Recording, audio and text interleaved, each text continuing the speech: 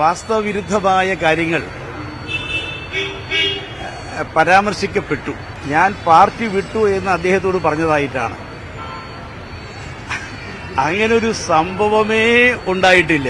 നേരത്തെ 2 ഗ്രൂപ്പാണ് ഉണ്ടായിരുന്നതെങ്കിൽ ഇപ്പോൾ അത് 5 ഗ്രൂപ്പാകുന്ന ഒരു സാഹചര്യം. ഞാൻ പേര് പറയുന്നില്ല, ഓരോ ഗ്രൂപ്പിനെ നയിക്കുന്നതിന്റെ പേര് പറയേണ്ട കാര്യമില്ല. 5 ഗ്രൂപ്പ് കൂടെ ഉണ്ട് എന്നുള്ളത് യാഥാർത്ഥ്യമാണ്. പിന്നെ ഗ്രൂപ്പിന്റെ ഉള്ളിൽ ഉപഗ്രൂപ്പുകളുമുണ്ട്. അത് അങ്ങനെ പറയുന്നില്ല, ഞാൻ പ്രതികരിക്കുന്നില്ല. പ്രതികരിക്കാൻ മാത്രം ഞാനതിന് വില കൽപ്പിക്കുന്നില്ല. ഇല്ല, ഞാൻ ഇല്ലെന്നാ പറഞ്ഞത്. സഹകരിക്കാനില്ല എന്നാ പറഞ്ഞത്. എന്നോട് നേരിട്ട് പറഞ്ഞതാണ്, സഹകരിക്കാനില്ല. ഇന്ന് പാർട്ടിയിൽ സമ്പൂർണമായ ഐക്യം വേണ്ട ഒരു സന്ദർഭമാണ്. VM സുധീരൻ ഒരു സീനിയർ നേതാവാണ്. അദ്ദേഹത്തിന് ജനങ്ങളിൽ സ്വാധീനമുള്ള നേതാവാണ്. അദ്ദേഹത്തിന്റെ അഭിപ്രായങ്ങൾ പാർട്ടി ഗൌരവമായി തന്നെ എടുക്കേണ്ടതാണ്. അദ്ദേഹവുമായി ചർച്ച ചെയ്ത് പ്രശ്നങ്ങൾക്ക് പരിഹാരം ഉണ്ടാക്കുകയാണ് വേണ്ടത്. അതാണ് KPCC പ്രസിഡന്റും പ്രതിപക്ഷ നേതാവും മുൻകൈ എടുത്തുകൊണ്ട് ഇത്തരം പ്രശ്നങ്ങൾക്ക് പരിഹാരമുണ്ടാകണം.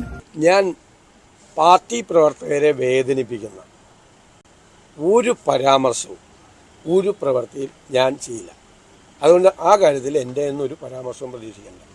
എല്ലാം അങ്ങനെ എന്തെങ്കിലും പാർട്ടിയിലെ നേതാക്കന്മാർ തമ്മിലുള്ള അഭിപ്രായ വ്യത്യാസങ്ങളൊക്കെ പാർട്ടിക്കകത്താണ് സംസാരിക്കേണ്ടത്. പുറത്ത് അത് പറയുമ്പോൾ പാർട്ടി പ്രവർത്തകർക്ക് അത് വേദനിക്കും. ഞാനും കൂടി കയറി അത് പറഞ്ഞു. ഞാൻ പാർട്ടി പ്രവർത്തകർക്ക് വിഷമമുണ്ടാക്കുന്ന ഒരു പരാമർശവും ഒരു പ്രവൃത്തിയും ഞാൻ ചെയ്യില്ല. സ്വാഗതം. അന്തിച്ചർച്ച ആരംഭിക്കുകയാണ്. ഒരു ഇടവേളയ്ക്ക് ശേഷം കോൺഗ്രസിൽ VM സുധീരൻ വീണ്ടും വിമത ശബ്ദമുയർത്തുകയാണ്. കോൺഗ്രസിലെ ഗ്രൂപ്പിസം എന്ന പ്രശ്നം തന്നെയാണ് സുധീരന്റെ ഈ വാദത്തിന് പിന്നിൽ. കഴിഞ്ഞ ദിവസം KPCCയുടെ നേതൃയോഗത്തിൽ നാടകീയ നീക്കങ്ങൾ കണ്ടു. പിന്നാലെ നേതാക്കളുടെ തുറന്ന പറച്ചിലും അല്പസമയം മുമ്പ് നമ്മൾ കേട്ടു. ഈ പോക്ക് എങ്ങോട്ടേക്ക് പോകുന്നു? കോൺഗ്രസിനെ ഇത് എത്ര കണ്ട് ബാധിക്കും?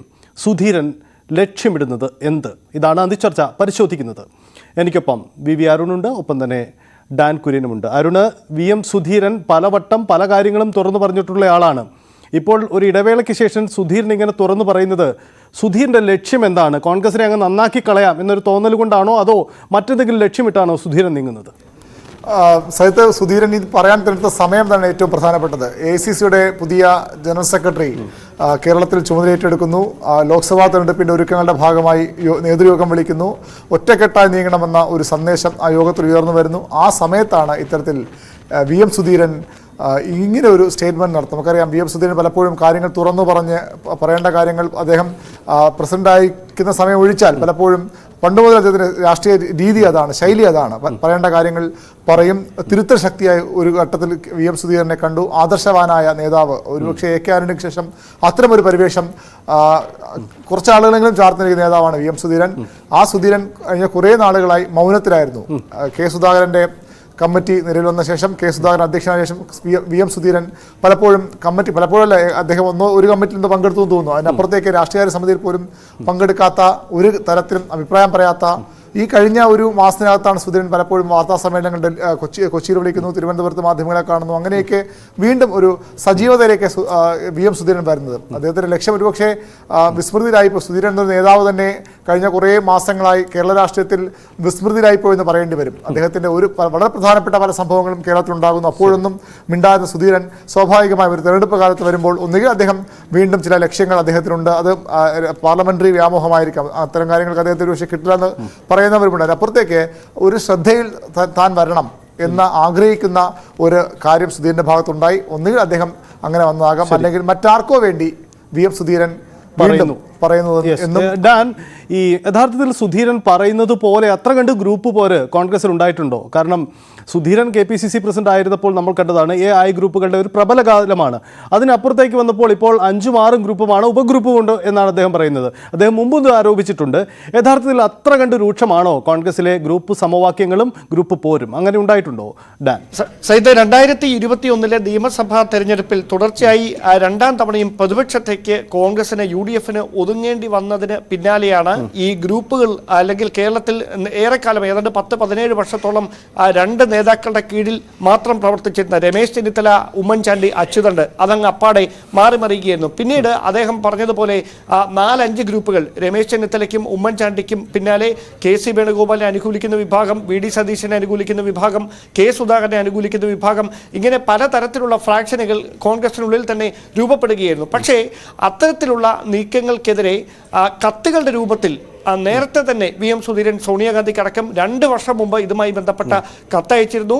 കോൺഗ്രസ് നേതൃത്വത്തെ സോണിയാഗാന്ധി അടക്കം നേരിൽ കണ്ട് ഈ ഗ്രൂപ്പ് ഇത്തരത്തിൽ വളർന്നുകൊണ്ട് വരുന്നത് പാർട്ടിക്ക് ദോഷം ചെയ്യുമെന്ന തരത്തിലൊക്കെ നേരിൽ കണ്ട് അദ്ദേഹം ഈ കാര്യങ്ങൾ ബോധിപ്പിക്കാൻ ശ്രമിച്ചു. കത്തായി അദ്ദേഹം AICC നേതൃത്വത്തിന് കത്ത് കൈമാറി.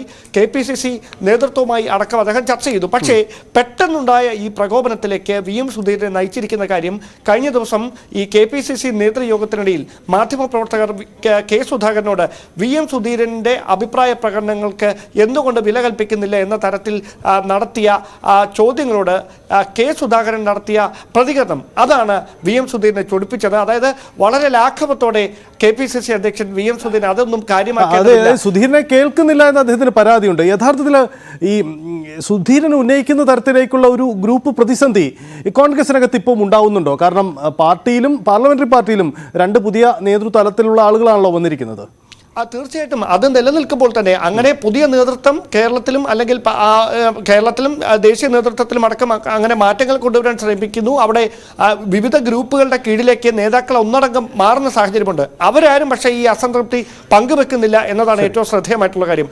അവിടെയാണ് VM സുധീരൻ ഇത്തരമൊരു പ്രശ്നം ഉന്നയിക്കുന്നത്. അവിടെ തന്നെ പുനഃസംഘടനയുമായി ബന്ധപ്പെട്ട ചർച്ചകൾ നടന്ന ഘട്ടങ്ങളിലൊക്കെ VM സുധീരൻ തനിക്ക് വേണ്ടപ്പെട്ട ആളുകളെ അല്ലെങ്കിൽ സുധീരൻ അനുകൂലികളെ വിവിധ കേന്ദ്രങ്ങളിൽ അല്ലെങ്കിൽ പുനഃസംഘടനയുമായി ബന്ധപ്പെട്ട കൃത്യമായ ഭാരവാഹിത്വം നൽകണമെന്ന ആവശ്യം ഉന്നയിച്ചപ്പോഴും അത് അവഗണിക്കപ്പെടുന്ന സാഹചര്യമുണ്ടായി. അതിൽ അദ്ദേഹം കടുത്ത അസംതൃപ്തനായിരുന്നു. അത് തന്നെയാണ് മറനീക്കി അതായിരിക്കും അദ്ദേഹത്തിന്റെ പ്രകോപനത്തിന് കാരണം. ശരിയാണ് അരുണ്, ഈ സുധീരന് കാര്യമായ പിന്തുണയില്ലെന്ന് പറയുമ്പോഴും ഇന്നത്തെ രമേശ് ചെന്നിത്തലയുടെ വാക്ക് ശ്രദ്ധേയമാണ്. കാരണം സുധീരൻ ജനപിന്തുണയുള്ള നേതാവാണ്. ഒരു തെരഞ്ഞെടുപ്പ് രംഗത്തേക്ക് വരുന്നു, പാർട്ടി ഒറ്റക്കെട്ടായി നിൽക്കേണ്ട കാലഘട്ടമാണ്. അവിടെ സുധീരനെ കേൾക്കാൻ KPCC പ്രസിഡന്റും പ്രതിപക്ഷ നേതാവും തയ്യാറാവണമെന്നാണ് രമേശ് ചെന്നിത്തല പറയുന്നത്. അപ്പോൾ ഈ രമേശ് ചെന്നിത്തല സുധീരനൊപ്പം ചേരുന്നത് കൊണ്ട് വേറൊരു രാഷ്ട്രീയം ഉണ്ടാവുന്നുണ്ടോ?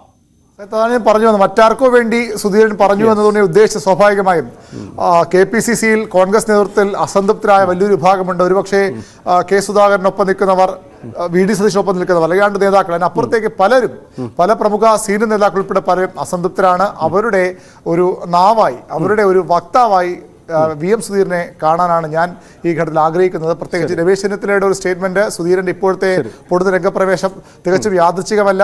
ഒരുപക്ഷെ അദ്ദേഹം കൃത്യമായി ആലോചിച്ച ശേഷം നടത്തിയ ഒരു നീക്കമാണ്. അതിൽ രമേശ് ചെന്നിത്തല അടക്കമുള്ളവരുടെ പിന്തുണ സുധീരനുണ്ട് എന്ന് വിശ്വസിക്കാനാണ് എനിക്കിഷ്ടം. യെസ്, ഡാൻ മുമ്പ് പറഞ്ഞതിന് തുടർച്ചയായിട്ട്, അതായത് ഈ ഗ്രൂപ്പ് പോര് എന്ന് പറയുന്നത് കോൺഗ്രസിൽ പല കാലഘട്ടങ്ങളിൽ പലപ്പോഴും ഉണ്ടായിട്ടുള്ളതാണ്. അത് കോൺഗ്രസിനെ വളർത്തുകയും തളർത്തുകയും ഒക്കെ ചെയ്തിട്ടുമുണ്ട്. ഇപ്പോൾ അറിയാം ഗ്രൂപ്പ് സമവാക്യങ്ങൾക്കും രീതികൾക്കും ഒക്കെ മാറ്റം വന്നു. പഴയ AI ഗ്രൂപ്പുകൾക്ക് പഴയ പ്രതാപമില്ല.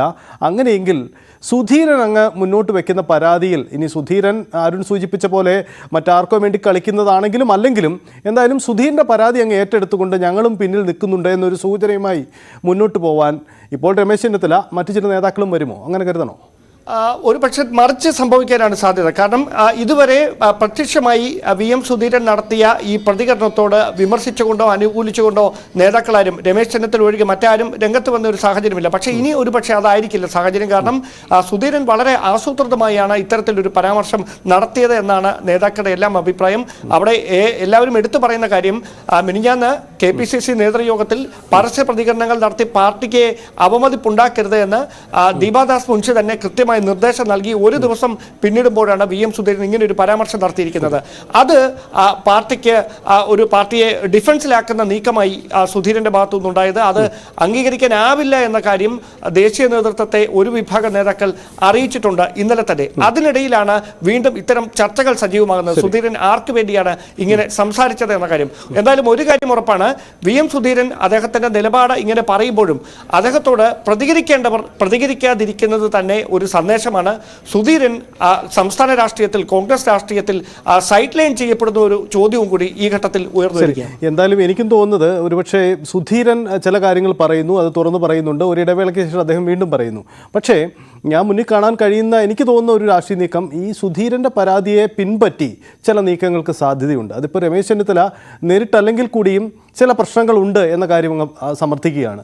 ഒപ്പം മറ്റു ചില ആളുകളെങ്കിലും പിന്നണിയിൽ നിന്നെങ്കിലും അത്തരമൊരു നീക്കം ഉണ്ടായേക്കാം. പക്ഷേ ഇതിൻ്റെ കാലഘട്ടം എന്നത് കോൺഗ്രസിൽ ഒരു ഐക്യത്തിൻ്റെ നിലവിളി, ഐക്യത്തിന് വേണ്ടിയുള്ള മുറവിളി ഉയരുന്ന ഒരു ഘട്ടത്തിലാണ് ഇത്തരത്തിലുള്ള നീക്കങ്ങൾ എന്നതാണ്. അരുണ, ഇത് കോൺഗ്രസിനെ ദുർബലമാക്കില്ലേ അരുണ? എനിക്ക് തോന്നുന്നു ഇത് ഇങ്ങനെ വീണ്ടും ഒരു സംഘടനാ പ്രശ്നം ഉണ്ടാക്കുമെന്നാണ്. ഒരുപക്ഷേ ഈ ഇന്ന് വി ഡി സതീശൻ ഒരു പക്വതയുള്ള ഒരു പ്രതികരണം എന്ന് വേണേൽ പറയാം. കാരണം അദ്ദേഹം ഒരു പ്രതികരണത്തിലേക്കും ഇല്ലെന്ന് പറഞ്ഞിട്ടുണ്ട്. പക്ഷേ ഇത് പ്രശ്നങ്ങൾ കോൺഗ്രസിൽ ഉണ്ടാക്കില്ലായിരുന്നേ? തീർച്ചയായിട്ടും സുധീരൻ ഒറ്റയ്ക്കല്ല എന്നുള്ളത് വ്യക്തമാണ്. സുധീരന് പലപ്പോഴും വേണ്ട പിന്തുണ പല കാലഘട്ടങ്ങളിലും ലഭിച്ചിരുന്നില്ല. അദ്ദേഹം KPCC പ്രസിഡന്റ് ആയിരുന്നപ്പോഴും ആ പിന്തുണ ലഭിക്കാതെ പോയ ഒരാളെന്ന് സ്വയം പറഞ്ഞ ആളാണ്, ഒറ്റപ്പെട്ടു പോയി എന്ന് പറഞ്ഞ ആളാണ്. രമേശ് ചെന്നിത്തല പ്രസിഡന്റ് ആയിരിക്കുമ്പോൾ സുധീരൻ പലപ്പോഴും അതിനെതിരെ രംഗത്ത് വന്നു. പക്ഷേ ഇപ്പോൾ രമേശ് ചെന്നിത്തലയുടെ ഇന്നത്തെ ഈ ഒരു പിന്തുണ അത് വെറും ഒരു ചെറിയ കാര്യമായി കാണേണ്ട. ചെന്നിത്തല കുറച്ചുകൂടി ശക്തമായി തന്നെ, ചെന്നിത്തലയ്ക്ക് ഇപ്പോൾ പല കാര്യങ്ങളും പാലാ ഉപതെരഞ്ഞെടുപ്പിന് ശേഷം, പുതുപ്പള്ളി ഉപതെരഞ്ഞെടുപ്പിന് ശേഷം പലതും പറയണമെന്ന് പറഞ്ഞ ആളാണ് അദ്ദേഹം. അദ്ദേഹം പറയാൻ തയ്യാറായില്ല. ഞാൻ പാർട്ടിയുടെ നല്ലത് ആലോചിച്ച് പറയുന്നതെന്ന് പറഞ്ഞു. പിന്നീട് ഇപ്പോൾ അത് പറയാൻ പരിമിതിയുണ്ട്. കാരണം അദ്ദേഹം ACCയിലെ പ്രത്യേക ക്ഷണിതാവാണ്, മഹാരാഷ്ട്ര ചുമതല കിട്ടിയ ആൾ. അതുകൊണ്ട് തന്നെ ചെന്നിത്തലയ്ക്ക് അത്തരം കാര്യം തുറന്നു പറയാൻ കഴിയില്ല. ഒരുപക്ഷെ ചെന്നിത്തലയ്ക്ക് വേണ്ടി കൂടി അല്ലെങ്കിൽ അദ്ദേഹവുമായി കൂടെ നിൽക്കുന്നവർക്ക് വേണ്ടി കൂടി സുധീരൻ പറഞ്ഞതാകണം. അങ്ങനെയെങ്കിൽ വരും ദിവസങ്ങളിൽ സൂചിപ്പിച്ച പോലെ ഈ ഐക്യശ്രമങ്ങൾ, ഐക്യനീക്കങ്ങളൊക്കെ പാളിപ്പോകാൻ തന്നെയാണ് സാധ്യത. ഡാൻ, ഒരു കാര്യം കൂടി വേഗത്തിൽ, അതായത് ഈ രമേശ് ചെന്നിത്തല ഇത് പറയുന്നത് എനിക്ക് തോന്നുന്നു ഈ കോൺഗ്രസിലെ ഇപ്പോൾ നിലനിൽക്കുന്ന ഒരു ഗ്രൂപ്പിന്റെ പ്രധാനപ്പെട്ട ശബ്ദമാണല്ലോ KC ജോസഫ്, പഴയ ഗ്രൂപ്പിന്റെ. അദ്ദേഹമൊക്കെ എന്ത് പ്രതികരിക്കുന്നു എന്നതും പ്രസക്തമാണ്. ഒരുപക്ഷെ KC ജോസഫ് പ്രതികരിക്കാൻ സാധ്യതയുണ്ടോ അതോ നിശബ്ദനായിരിക്കുമോ? KC ജോസഫ് മാത്രമല്ല, ഗ്രൂപ്പുമായി ബന്ധപ്പെട്ട് നിന്നിരുന്ന അല്ലെങ്കിൽ ഉമ്മൻചാണ്ടിയുടെ വിശ്വസ്തരായിരുന്ന നേതാക്കളെല്ലാം ഒരുപക്ഷെ വരും ദിവസങ്ങളിൽ ഈ കടുത്ത പ്രതികരണങ്ങളുമായി രംഗത്തെത്താനാണ് സാധ്യത. കാരണം 2016 ഭരണ തുടർച്ച ഉണ്ടാകേണ്ടതായിരുന്നു.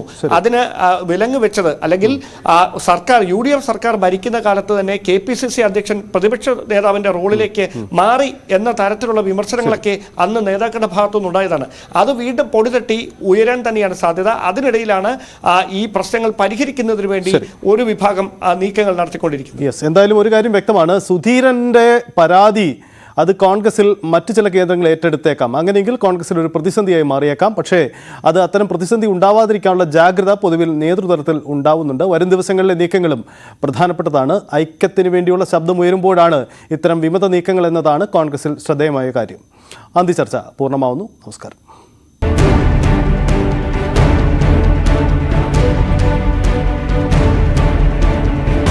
ഈ പരിപാടി നിങ്ങൾ